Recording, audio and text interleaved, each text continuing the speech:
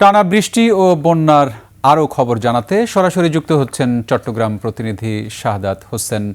শাহাদাত, চট্টগ্রামের বৃষ্টি বন্যার সর্বশেষ কি খবর আছে আপনার কাছে? ধন্যবাদ রক্তিম। টানা 5 দিনের যে বৃষ্টি হয়েছিল, যে জলবদ্ধতার কারণে, যে বৃষ্টির কারণে, যে জলবদ্ধতার কারণে মানুষের যে দুর্ভোগ সৃষ্টি হয়েছিল তা কিন্তু এখন আর নাই। বৃষ্টি আজকে সকাল থেকে কিন্তু রোদ দেখা দিয়েছে, সূর্য উঠেছে, মানুষের জীবনমান স্বাভাবিক শুরু হয়েছে। আমি এই মুহূর্তে আছি চট্টগ্রাম সিটি কর্পোরেশনের মেয়র মহোদয়ের সামনে।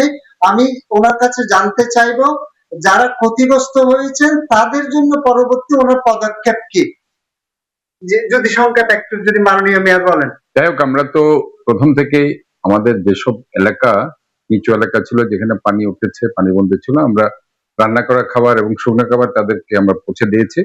এখনো আজকেও আমি সকালে ত্রাণ বিতরণ করে এসেছি মাইজপাড়া, যেটা পতেঙ্গা এলাকায়।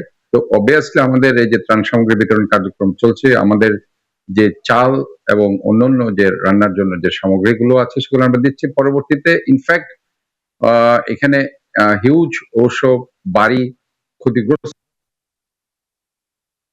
আমাদের আসলে হয়েছে কি, যে 41টি ওয়ার্ডের 4 থেকে 5টি ওয়ার্ড যে নিচু এলাকাগুলো, সেখানে পানি উঠেছে এবং সেখানে খাবারের ব্যবস্থা আমরা করেছি।